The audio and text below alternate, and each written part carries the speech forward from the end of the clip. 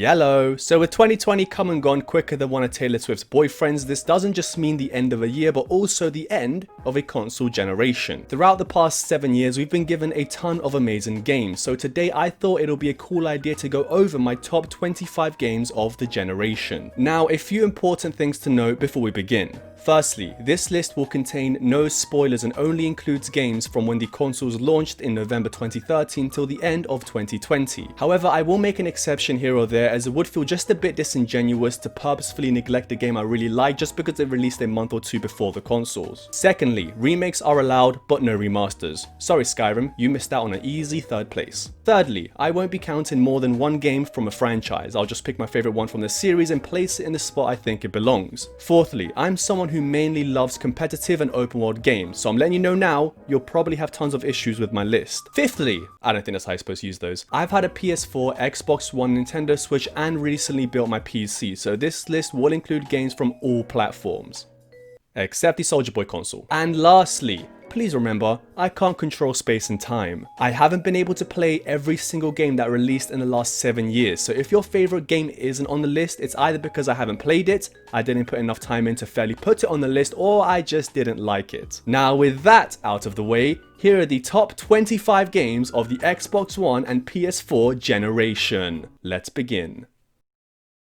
Number 25.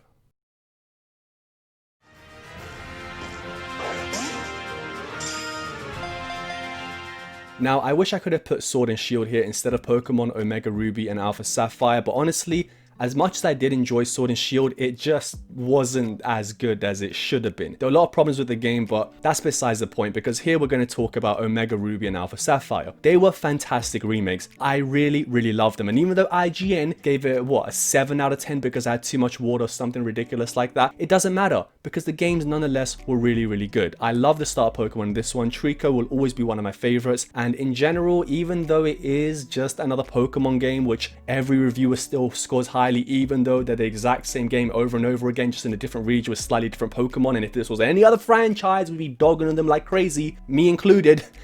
It's still such a great franchise, and Pokemon Omega Ruby and Alpha Sapphire, I'm putting my bias out there. Any Pokemon game, I love them all. This one in particular has got to be one of the top ones. The only way I can see this one being beat is when they finally do a Pokemon Diamond and Pearl remake. Please do Diamond and Pearl, we're waiting so much. Anyway, let's move on. Number 24.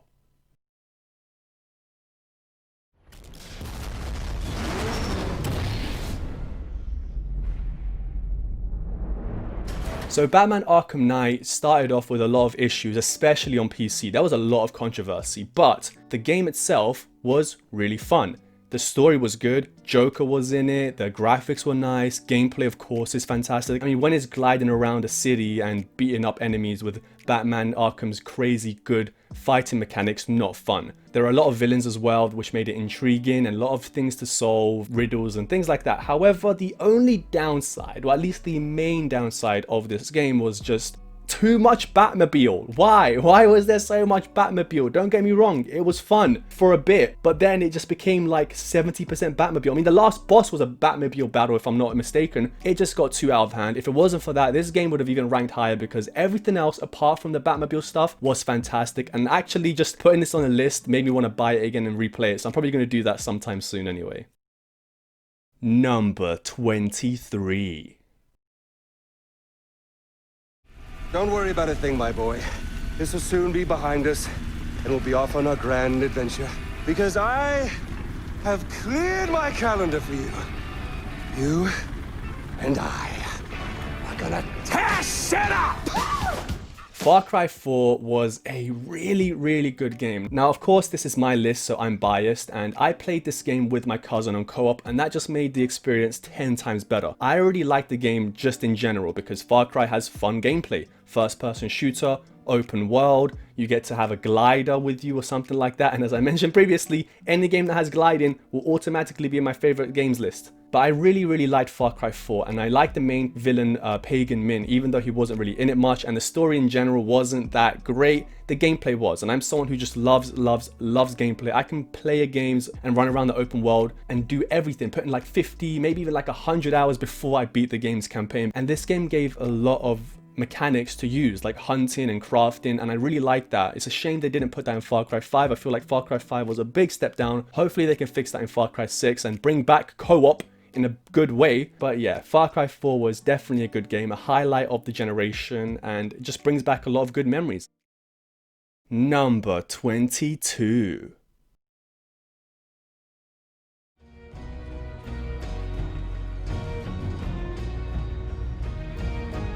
State of Decay 2 is one of the most disappointing games of the generation. I really expected this game to be better than it was, and don't get me wrong, it is a great game. That's why it's in my top 25 list. However, there were a lot of problems. The graphics weren't that good, very, very buggy. There was even a button that if you got stuck, it would teleport you somewhere, which is just like unacceptable to the extremes. It was a AA, and Microsoft didn't fund it enough, which is just so stupid. Like, this game deserved to have that big budget AAA, and hopefully State of Decay 3 is that. However, we've gotten through the negatives. Let's talk positives, because there are so many positives to State of Decay 2. The first being, it is the best zombie game out there. This game is so deceptive. You'll be out with one of your characters, you'll see that your stamina bar is low and it's getting late, and you're like, okay, I should probably head back home now. But on the way, you see like a house with some stuff in it, so you go, all right, I'll just loot a little bit, and then you loot, your stamina lowers, you see a enemy, you attack the enemy, your stamina lowers, and you go, okay, I gotta get out of here, and then before you know it, you get eaten and your character's gone. And once your character goes in State of Decay 2, that is it. You don't get them back, you have to start with a new character. It's a really fun game. It's just a non-ambitious game, and that sucks because there is so much here to make it even better. And if State of Decay 3 can just build upon State of Decay 2 in many ways and be bigger, better, and more ambitious, definitely could reach my top 10. Also, it has co-op, played with my buddy, instantly boosts it up. Number 21.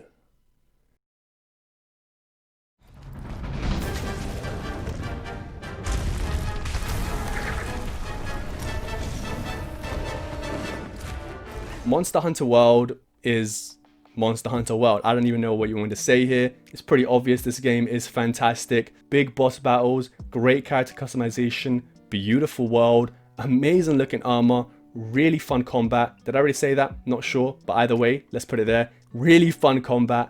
There is so much to love about this game, and the DLC they added went over swimmingly with the fan base. It's a game that I think you could play for a very long time, and even if you maxed out your character or whatever, or got the armor and weapons you wanted, it's still pretty fun to play, because when is fighting dragons boring? Never. Number 20. You make one do the disco, and then you make his best friend do the disco while you dab on him, let him know you're a ninja, build a wall, shoot a rocket, and then finish him. Oh shit! No!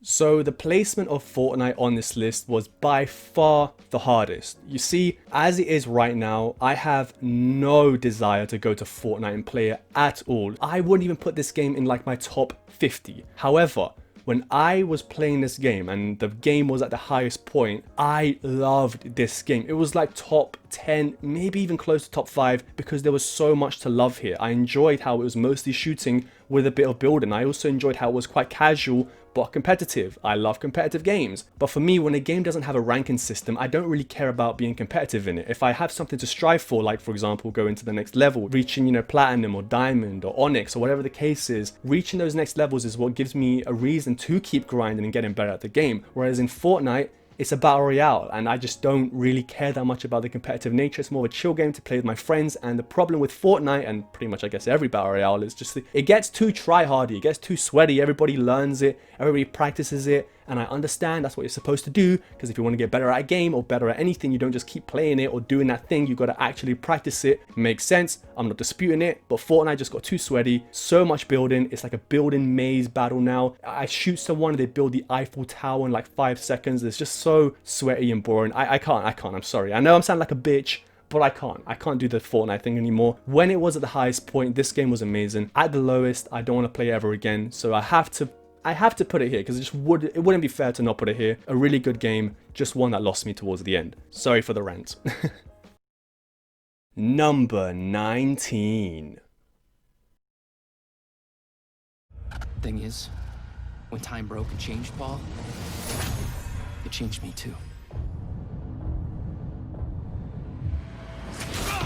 Quantum Break is such a tragic game. It is so tragic. This game is so good, and it got crapped on quite a bit. The ending, the end boss kind of sucked. However, the story in general was, in my opinion, pretty good. The combat was so fun. You had these moves and powers that would let you slow down time, and you can use them in various different amount of ways. I couldn't even try to explain it to you because it's just so weird to try to explain it to you, so I hope the gameplay you're watching now is doing it justice. But the gameplay, so fun. That's what kept me intrigued, and the graphics were really nice too. This game, it's gorgeous. Even now, it's one of the best looking games I've ever seen. The problem comes in how the game decided to tell its story. Now, this is where I'm going to be a bit on the controversial side and say that I side with Quantum Break in the way they tried to tell it. So to explain it without any spoilers, there are multiple chapters in the game, and after every chapter you get a real life TV show episode for like 20 minutes from the perspective of like the villains of the show. Now, whilst the show itself wasn't that great, I still appreciate they tried to do this. This is one of the main reasons the game got dogged on for. Like, everybody attacked it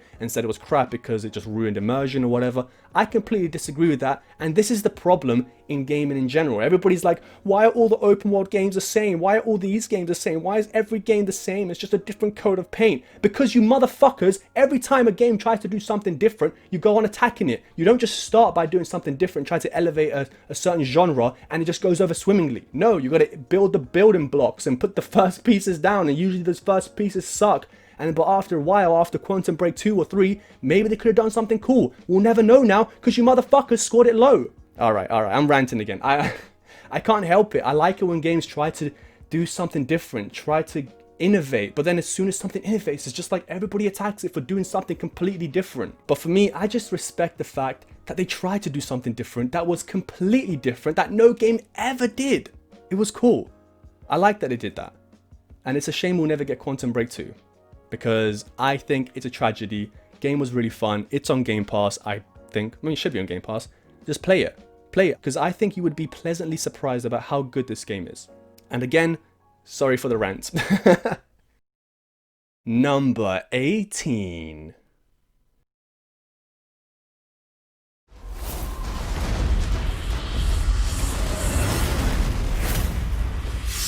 Sekiro Shadows Die Twice was a big surprise to me. I've tried to get into the Dark Souls series or just Souls series in general, and I couldn't. I played Sekiro and I went in there thinking, I think I'd like this because the combat looks really fun, but I was still hesitant. However, after playing the game again and again and again, like I started again 4 times, I love this game. I really want to buy the game again on Steam, so hopefully there's a sale sometime soon, can get it really cheap. But there is just so much to love here. The combat is very fluid and it's taxing. Yes, it's difficult, but it's fair for most of the parts, I would say. There was the whole controversy with the whole easy mode, which is just so stupid. Like, why would you want an easy mode? The game is purposefully designed to be difficult. If you don't want the game to be difficult, don't beg for an easy mode, just don't play it. Why should we have an easy mode so every reviewer can come out and say, oh, I beat Sekiro or Dark Souls, or oh, it was so easy. Yeah, because you play on easy mode, mate. An accessibility mode, of course, is acceptable. I would love if they added that for just more people to get into, but on easy mode just defeats the point. The whole point of the game is to be hard.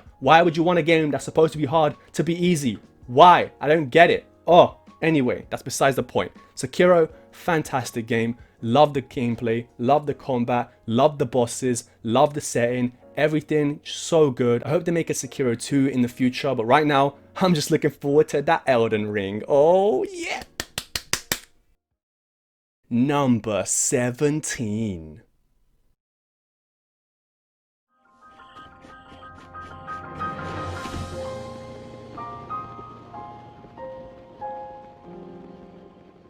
Zelda Breath of the Wild was my first Zelda game. I put over 105 hours and recently just bought it again actually because I wanted to play it, and I really like this game. However, there are things that I really don't like about the game as well. Now, this isn't a review of it. Maybe I'll make like a 3-year later review or 4-year later review of Zelda Breath of the Wild when I do play it again and end up finishing it, because last time I left it off. I put 105 hours in the game, didn't even finish the main story, because I just love playing the game's open world and experimenting with the gameplay. Never finished a story, don't need to. I know it sucks.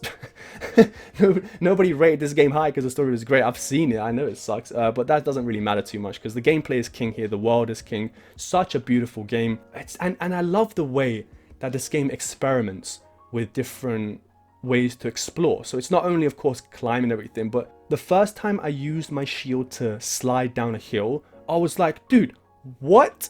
This is insane. This is actually crazy. That's so cool. Not only that, but the way that the environment reacts to you, lighting the ground on fire, and then you can glide, use the freaking air from the smoke and the fire to glide in the air. I'm not good at using words, but the game's good at giving you different ways to explore the world, and I think that's one of the best things about the game. Breath of the Wild has a lot of issues, but in my opinion, this has definitely got to be one of the best games of the generation. Not just for me, but in general. I think this is probably going to be everybody's like top 5, a lot of people's top 1. For me, it just doesn't make it that far because there were just a lot of issues I'm not going to get into because this isn't a review, but in general, I really like the game. So yeah, I think this is a pretty good number to put it at.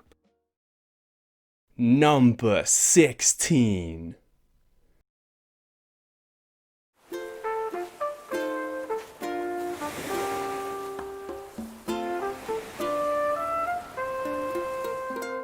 Animal Crossing New Horizons was my first Animal Crossing game. And it was really good. Over 200 hours, really good. I put a lot of time into this game, I tell you that much. I can't believe the amount of times I would stay up until 5 a.m. just waiting for the next day to see what else could be on my island. And I know a lot of people use the time travel method, which is, you know, fine. If you want to do that, go ahead and do that. I did it after a while as well. Everybody does it. I mean, you just get bored of waiting for the next day. Like, come on.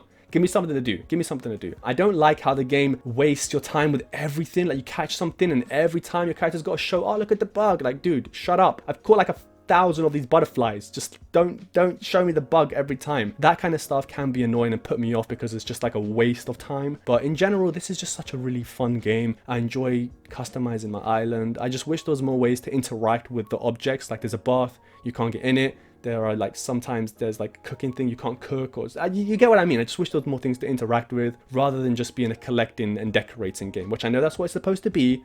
But yeah, anyway, that's just my thoughts on it. Really fantastic game, and I want to get back into it because they keep updating stuff every few months. Number 15.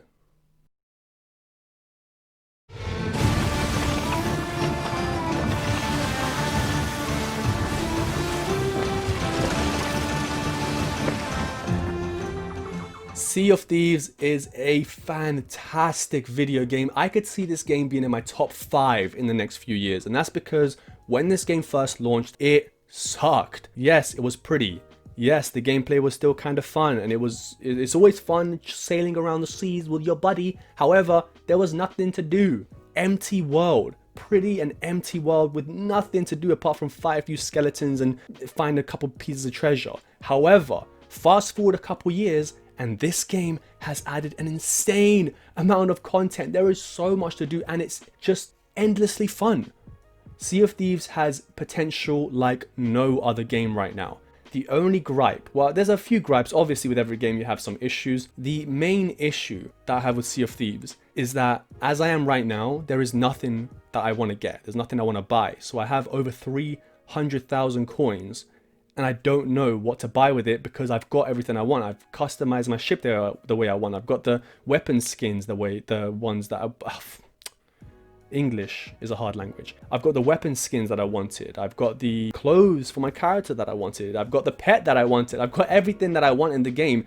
I'm not maxed out. I'm not a pirate legend. So at the moment, that's the only thing that's keeping me going. But I just wish there was more things to buy. And even if it is just cosmetics, like just more of them, why can't you give us options like to add, I don't know, a tree onto your ship like in One Piece, or give us options to change certain things about our ship. Like, okay, I get that you don't want to have upgrades to make your ship faster than somebody else's, but how about giving us points to put into our ship that we can distribute? So everybody has like, I don't know, 10 points, and you can choose, do you want to put all that points into the health of your ship, or do you want to spread it out? Do you want to have a ship that has like 6 points into speed, and then 3 into turning, and then 1 into health? So that way you're pretty fast, you can get away from anybody, but if you get hit, you get tanked pretty hard. Something like that is great because it gives you options, it gives you different ways to play the game, but it also isn't unbalanced. The same thing could be said with your weapons. Give us options, like maybe your blunderbuss, you can shoot it or reload it faster, but that will decrease the range of your bullets. Or your sword, you could strike faster, but it's weaker. Something like that would be pretty cool, just to give the game more variety. And just let us add different stuff to our ship, man. Let me have like 2 or 3 ovens in my ship, but maybe that comes at the cost of removing some barrels or something like that, because right now, it's a great game and I'm really enjoying it. But there's so many things missing that could make it way better, and you see the potential, and that's the most aggravating thing, because when you see potential in something and you see how it could be better and it's not being better and it's taking a long time to get better, it's just kind of aggravating. But nonetheless, Sea of Thieves, definitely one of the surprise hits of this generation. Fantastic game. I wish I could put this in my top 10, but I can't because of the state that it's at now. I would advise anybody who hasn't played it, or maybe played at the beginning and didn't like it, to check it out, because it's made a massive U-turn. Super fun game, so much to do, and I just hope that they can give us stuff to spend our money on once you do get past the ship and character customization stuff, because right now, that's all there is. Number 14. Can you survive the many dangers? Can you help others survive? Can you save Sunset City? Can you? For the love of God, can you? Of course you can. It's a f***ing video game. Sunset Overdrive will go down as the most underrated game of this generation. I absolutely adored this game, and it's a shame. It's a shame we won't get a Sunset Overdrive 2, because it was so fun. The story wasn't great. Obviously, this wasn't a game about story. It was still there, and it was pretty funny at times, sure, but it's not like a heart-wrenching story. You're not gonna remember anything like that. The world was kind of dead as well, but it was pretty to look at. You can grind and bounce on everything. The way you just traverse through the city is so fun. And the combat as well, with all the different weapons you got and guns, just shooting. You have a teddy bear blast where you shoot a teddy bear with dynamite on it or something, it explodes. You have a freeze bomb, you have acid sprinklers. You just got so many different type of weapons that it just never gets boring fighting in this game. And I constantly go back to this game every once in a while to grind around the rails, explore the world, and just shoot stuff. Also, collectibles in this game are like the best ever. Wow, the collectibles in this game, so fun to get, dude. So fun. I really hope we can one day get Sunset Overdrive 2, but that's just me hoping, because it's never going to happen, because Insomniac Games is now owned by Sony. So Sunset Overdrive 2, never happening, but you never know. Yes, we do. Yes, we do. Sunset Overdrive 2 is never happening. The first game sold really bad. Microsoft owns the IP. It's never happening. Number 13. Today we know our enemy.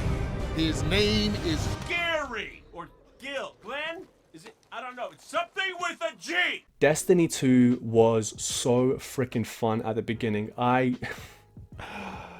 feel ashamed of how many hours I've put into this game, and even recently I got back into it after, because when I first started this game, I did everything, dude. Everything that could have been done, I did it. Maxed out all 3 of my characters, Warlock, Titan, Hunter, did the Leviathan raid, and got every piece of gear. Dude, when I tell you I did everything in Destiny 2 when it first launched, I did everything. Fast forward a couple years, and I came back to it in about November of 2020 to do the new DLC. It sucked. The new DLC really sucked. Because it took away a lot of stuff that we already had in the game. It took it away and then added in less content, but it was new. I don't know, man. I didn't like it at all. I know there's some people that feel the same. Some people did like it. I didn't, and it's a shame, because Destiny 2 is a game that has it all. It has lore, it has fun gameplay, it has competitive modes, and it just feels like everyone at Bungie is working on the same thing instead of having split teams. Like, have a team work at competitive, have a team work at the raids, have a team working on strikes, have a team working on... And it just feels like everyone's working the same thing and getting their things mixed up. And maybe it is the way I said it. Maybe it is a team working on this and a team working on that. Maybe it's split up, but it just doesn't seem that way. There are so many issues that players deal with constantly. And one of the things is just always doing the same thing again and again and again and again and again and again and again and again and again. And it just never stops. And at the point, you just got to think to yourself, this loop is getting dead, because I'm training my character up, and then the new season hits, and then the people that didn't get to the level that I did get boosted up anyway, so me training my character's level up was pointless. I got this weapon, oh, that's great. Guess what? In a couple months, it's going to be sunset, so that's pointless. Look, the game's really fun, and I can't deny the amount of fun that I had. The difference between this and Fortnite is that I want to go back into Destiny 2. I really do, but the game is not giving me enough to go back into it. When the next DLCs drop, hopefully by then I can, but as it is right now, there's just nothing for me to go back to. But nonetheless, It was a really fun game and I loved it. Took over my life. Number 12.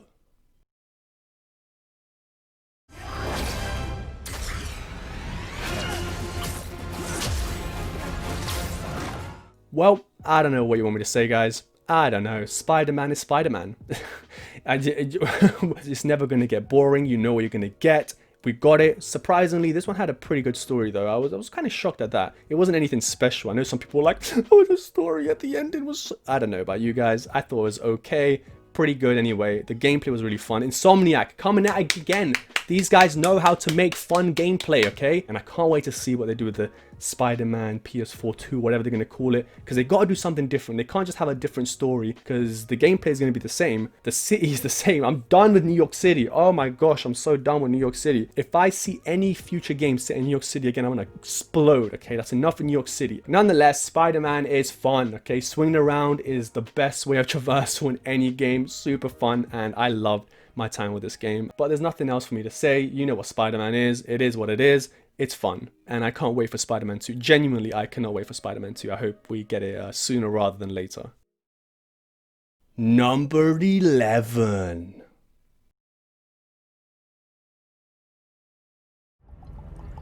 But this man is a fearsome dog that feeds off trouble and turmoil. I seen him clear the deck of a Spanish galleon like it were nothing.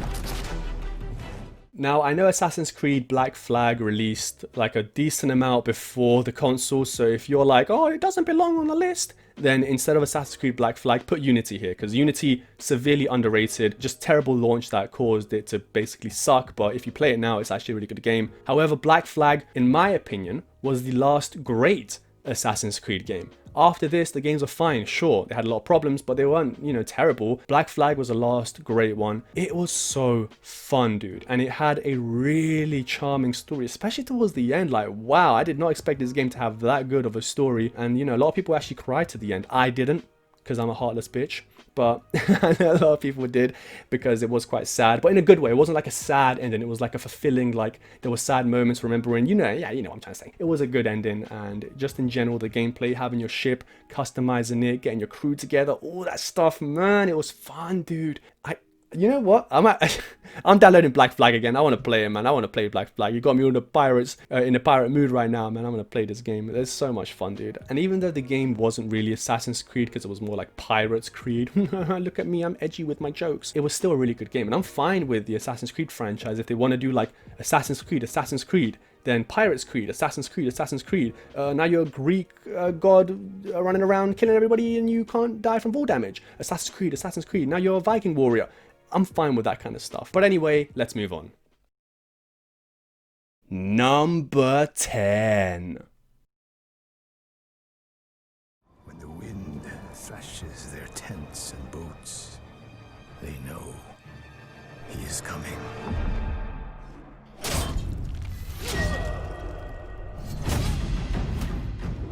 Ghost of Tsushima. Fine. Yeah, I knew the T is silent. Shut up. Okay. Sorry, I'm being really annoying, man. This is like the longest video I've ever had to record. Ghost of Tsushima was an absolutely fantastic game. I couldn't not put this in my top 10. I just couldn't. There were some games where it pushed out a little bit. At one point I had Spider-Man in the top 10, and then I had Sea of Thieves almost hit it as well. I was like, nah, man, Ghost of Tsushima has to be in my top 10 because I adored this game. This is a game that just said, hey, we're not going to do anything crazy. We're just going to improve upon already established open world games. And they did that. The world is gorgeous, never gets boring. There's lots of different areas and biomes that are different towards each other. You have the combat, which is really well done. And one thing that I appreciate in this game more than anything else, the one thing I appreciate in this game is the hard mode. This hard mode isn't just, hey, your enemies are going to hit harder and they're going to have more health.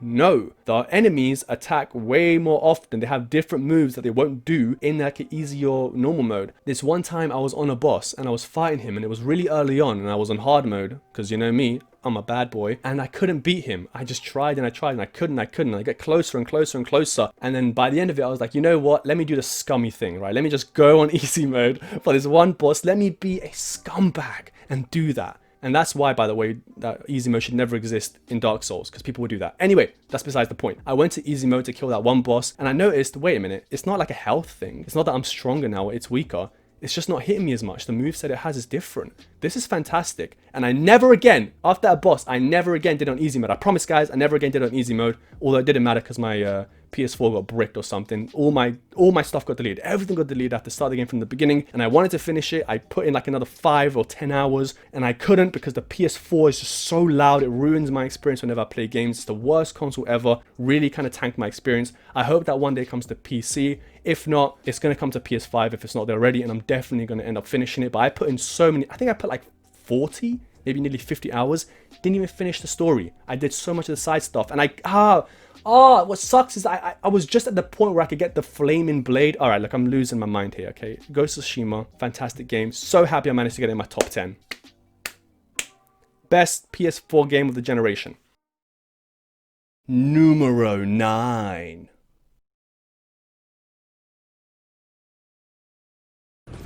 Wake the up, samurai. We have a city to burn.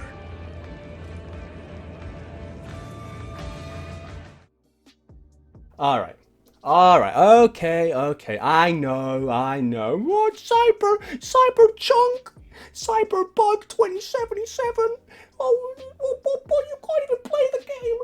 Let me tell you something. Come closer. Come closer.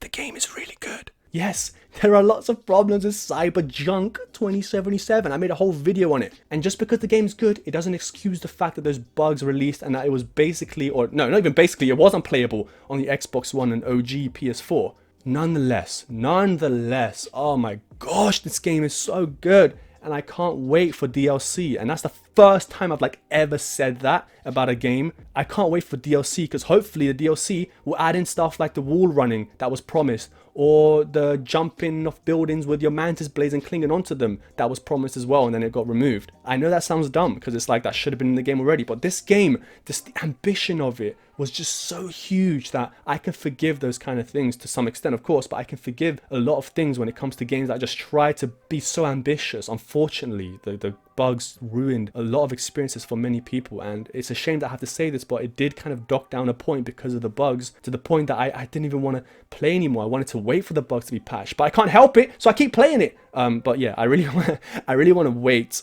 like to start my second playthrough of my Street Kid character, because I started it and I was like, let me chill a bit, wait for my 3080 to arrive, do it with the ray tracing. Look, the game has problems, and I'm not going to go over every single problem because it's not just the bugs and glitches, it's missing features, unfinished features, promised features that weren't there, many different things. Nonetheless, fantastic video game. And even though I'm a beta tester, basically, I'm so happy that I've played it because I can't get enough. Honestly, I can't get enough. Now, something about the game that I was really caught off guard by was the main narrative. I wasn't really a big fan of The Witcher 3's narrative. I think it was great. I just don't think it was anything special, right? It didn't really hook me. It was like really good at some points. Other points, it felt like it dragged out. However, Cyberpunk's is just continuously intriguing. And the world, Night City, is gorgeous, dude. Why did you remove wall running? Oh my gosh, this game would have been so much better with wall running. It basically begs for it. As soon as you get your double jump, this game is just like screaming wall running at you. It is such a shame because this game, even though it failed to live up to the expectations it was set out for it, and it had a lot of bugs and glitches, it is still a really good game. And I cannot wait till they patch everything up, give us some DLC and fix it. Because in a year's time, if this can be the Cyberpunk game we were promised with all the DLC that it releases, I won't forget what they did. I'll never forget what CD Projekt Red did. But I'll kind of forgive them. Okay? Because again, the game was really ambitious. And when ambition is at this high level, I just forgive a bit more. Okay? Number 8. Tear it down. Tear it all down.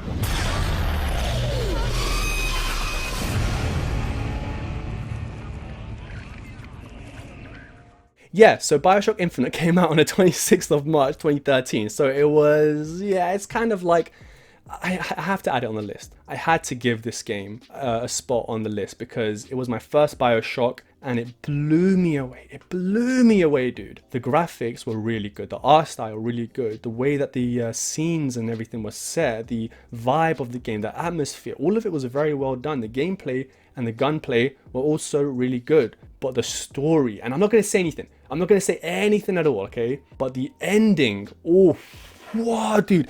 This was the first game that when I finished it, I was like, what? Wait, what? Are you...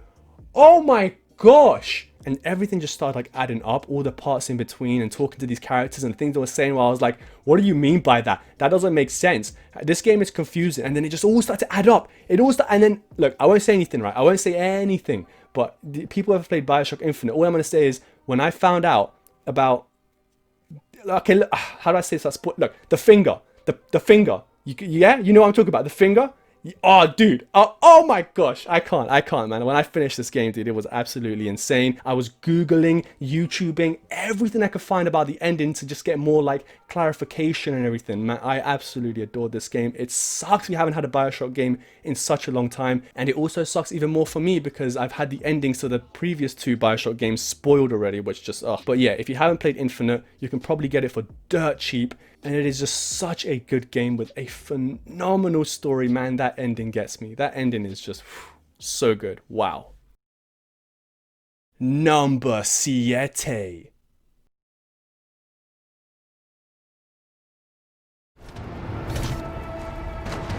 You've completed your mission, Spartan Locke.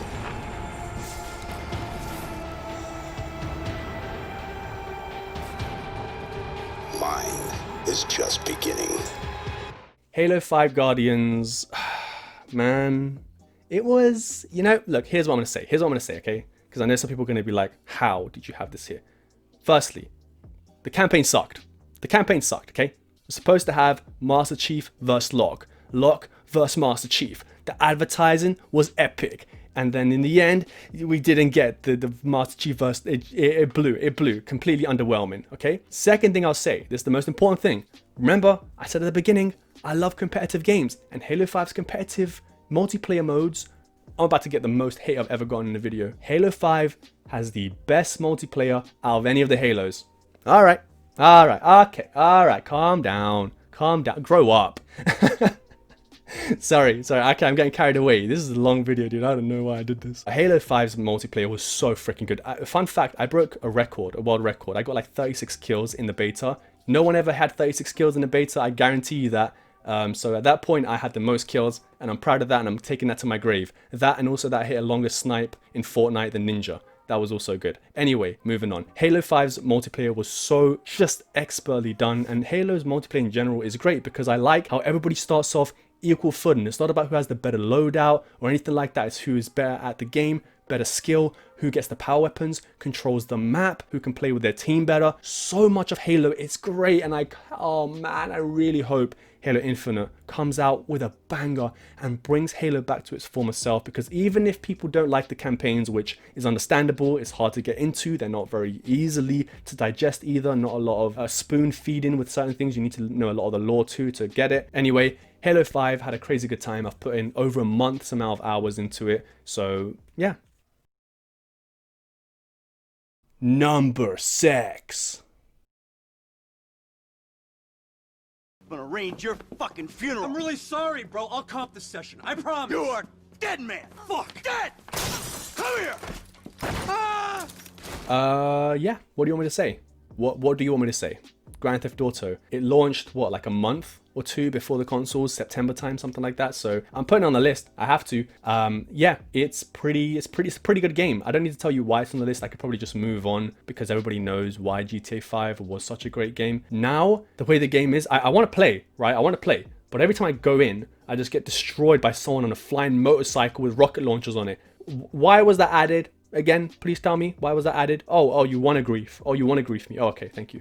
But no, the campaign was really good. I like Trevor, I like Michael, I like Franklin. It was really well done, and I was very intrigued and also kind of like, you know, this is going to suck. I was very hesitant for the campaign because I just don't want to play as 3 different characters. I want my one character because I know it'll work out. 3 characters, how are you going to get me to care about all 3? The game doesn't really make you care about all 3. It kind of does, but it also doesn't. They're just fun characters. It's a fun campaign. It's not going to blow your socks off or do anything crazy, but it's really good nonetheless. It's very well written. The world is pretty to look at. I'm just done with online because Los Santos has just 7 years.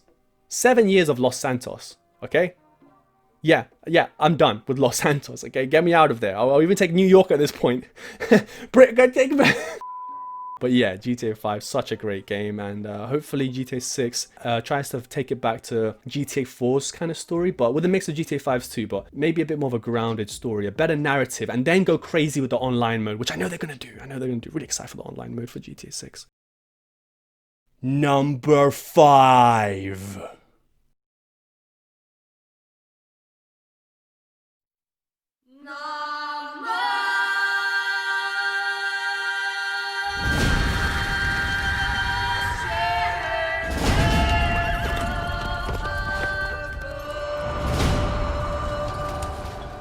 All right, now we're into the big leagues, lads. We're into the big boy area. Top 5. Top 5. Wow.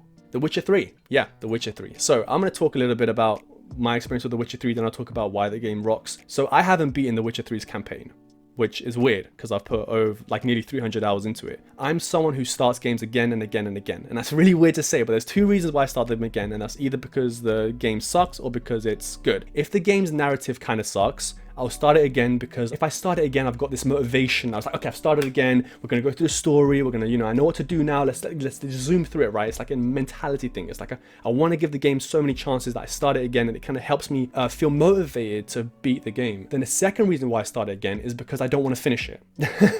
I don't want to finish the campaign. If I feel like I'm progressing too fast in the campaign, I will start again straight away, because I don't want to finish the campaign before I finish everything else. Skyrim is a perfect example of this. I've put so many hours into Skyrim and had like over 30 different characters, and the one time I got to the end, right? I got to the end level, literally the end boss. I was there. It was like, this is the end. I got there and I paused, I exited, and I started again, because it was a game I never wanted to beat. And that's how I feel about The Witcher 3. The Witcher 3 has such a gorgeous world, really fun gameplay, and such great side missions. However, I need to finish it. And I'm gonna finish it. I was going to finish it before the year was out. However, CDPR said that they're gonna remaster the game or something like that, bring in ray trace into it, and my 3080 is coming in a few weeks now, so I'm gonna wait till they do that. Hopefully they do it. Hopefully the cyberpunk issue won't stop them from doing that. I've got the DLC. I heard nothing but great things about it. I already know a bit about it because I spoiled it for myself because I'm an idiot. But nonetheless, The Witcher 3 just took everything by storm, and it's a shame. It's a shame that CDPR had such this great reputation from The Witcher 3, and they just nosedived it down, kamikaze style, into the earth with Cyberpunk. And I hope that one day they can try to build something back up. It will never be the same. But hopefully they can try to get their reputation better again, because The Witcher 3 is a fantastic game. How is this game so good? How is this game so good? Like, I'm thinking about all the things this game does. I remember when I played this game, right? I did nothing for like 15 hours except contract missions. Wow! Are those fun? Can't wait for a new Witcher game. They're not going to call it The Witcher. It's going to be set in the same universe. They've already they're not confirmed it, but they've hinted at it quite heavily. Nonetheless, Witcher 3 definitely highlight of the generation. One of the best games, not just the generation, of the past 10, 15, 20 years, one of the best games ever. Number 4. It's almost there. It just has hit the floor. Violent Panda puts it a long way, and it's almost there. Justin keeps it alive. Teleports it there. Bounces into the corner. Energy still around. Justin is there for the shot. Justin! This is Rocket League! When I first saw Rocket League in 2015 and everybody went crazy over it, I just went, wow, what a bunch of babies. What a bunch of children. Grow up. Football cars? Really, ladies and gentlemen? That's what we're playing now, football cars? Well, I'll be honest with you guys, I'm really addicted to this game. I play nothing but Rocket League all the time. And if you're somebody who played it in like 2015 or 2016 and then played it again and you're like, how could this game be on your... Let me tell you something, right? This game, when it first launched to how it is now, is completely different. The skill gap in this game is insane. It's absolutely incredible. And there is nothing I can think of that is more good feeling Is that a good? That's not a good way to phrase it, is it? There's nothing that gets me more hyped, that makes me feel better than when I hit a crazy goal in this game. When I take the ball into the air and then jump my car, start spinning, do some crazy flick. I don't know, man. But there is so much cool stuff, and I love the ranking system as well, even though it pisses me off at times, and I get put up with teammates that don't know what they're doing, and sometimes I'm that teammate. Anyway, the game is just so good. It's competitive. I told you guys, I like competitive games, and this one is extremely competitive. Like, I stopped playing for like a month, came back, and I was a whole rank down. But anyway, that's besides the point. If you haven't played Rocket League, I'd really recommend you try it out as more of a casual game, because there are casual modes that you can play that are really fun, and especially at the beginning, the game is just about having fun. But as you get ranked up into the ranking system, dude, let me tell you something. Once you pass like platinum, or you get to maybe champ or something, the addiction of this game is on another level. It's insane. Rocket League, I absolutely love this game, and it just goes to show that you shouldn't judge a game by what it looks like. You should actually play it first, and once you play it, then you can give your assessment. Because this is the game that taught me not to do that, because I hate zombie games, and I hate like heavily narratively focused games like The Last of Us. That's why it's not on the list. Just so you know, if you're waiting for The Last of Us to be number 2 or number 1, like, yeah, it came out in 2013 though, it's not going to be on the list, because I just don't like heavily narrative focused games that focus only on narrative, and like the gameplay kind of sucks. It's not for me, okay? But man, Rocket League, yeah, fun game. Yeah, it's 4th on my list, so it's pretty fun. Anyway, let's move on. Number 3.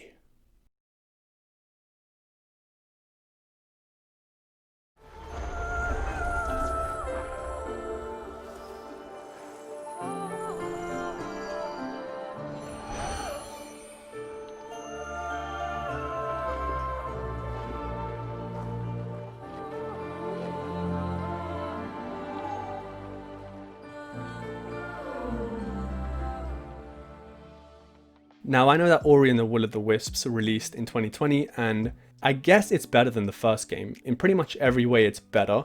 However, I'd still have to give the first game the nod a bit more and put it here, because I think the first game just had more like charm. There was just something about the first game, and it really hooked me. This game got me emotionally invested. It brought a tear to my eye almost. Great music, probably the best soundtrack I've ever heard in a video game, and somehow they made it better in Will of the Wisps. I don't know how they did that, but nonetheless, such a good game.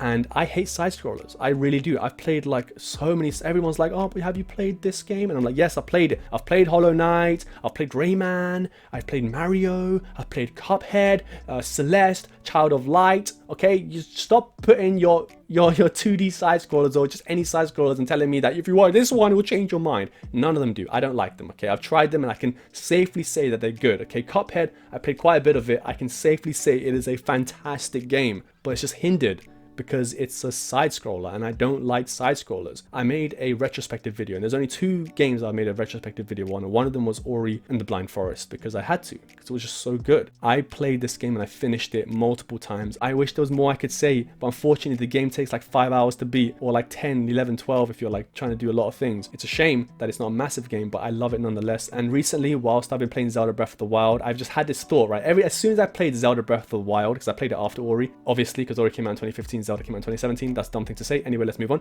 I just think, how amazing would this game be if it was like Zelda Breath of the Wild, if it was Ori and the Breath of the Wild or something like that. Imagine running around in an open world, 3D, gliding about, and the music from this game playing with the visuals.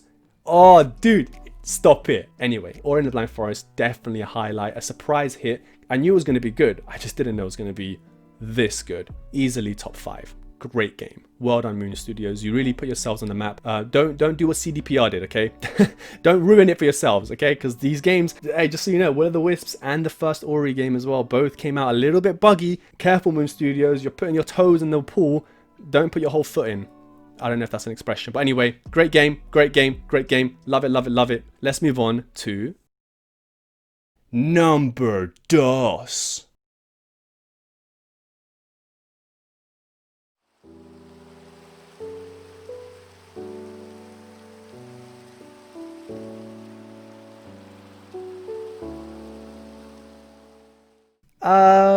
Okay. Alright.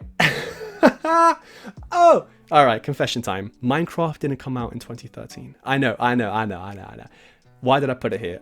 Here's my logical reason for this, okay? Minecraft has had so many updates that it's basically changed. It is no longer the game it was at launch. Like when this game came out, what was it, like 2010, 2011, something like that? It was completely different. There was no like stamina bar, there was no oceans update that we have now, there's no villages and pillages and all this different jazz. This year we're getting the Caves and Cliffs update, which, oh my gosh, I'm so excited for. I cannot wait. I had to put this on the list. Now, if you think it's not fair and I shouldn't put it on the list, then we'll remove Minecraft out the list. We'll put Ori as number 2, Rocket League number 3, and then we'll put Fallout 4 as number 25 then. I mean, we'll take away Minecraft if that's really you care. I don't think anyone cares though. Like 2 people are going to watch this video anyway. Nonetheless, Minecraft's such a great game. It's almost like the perfect creative game. It's the best sandbox game. I probably should make a retrospective video about this because it is one of the best games ever created. I don't need to tell you why Minecraft is great. You know why. And even if you don't like Minecraft, if you don't play it, you can see why it's great because it lets people be creative. The way the game lets you explore the world and that you can change anything. And if you want to take the time, you can build something crazy like a castle or a mountain or an entire town and city or whatever you want. And you can change texture packs and there are mods for it and there are shaders which improve the game. And I'm so happy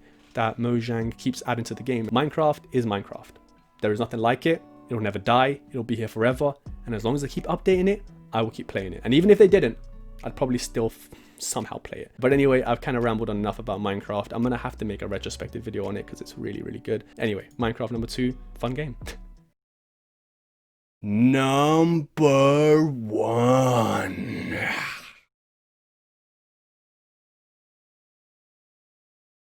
You speak as if killing was something I cared about. You ever wonder about eternity? You should. I hope it's hot and terrible, Mrs. Downs. Otherwise, I'll feel I've been sold a false bill of goods. Now, please, give me that money.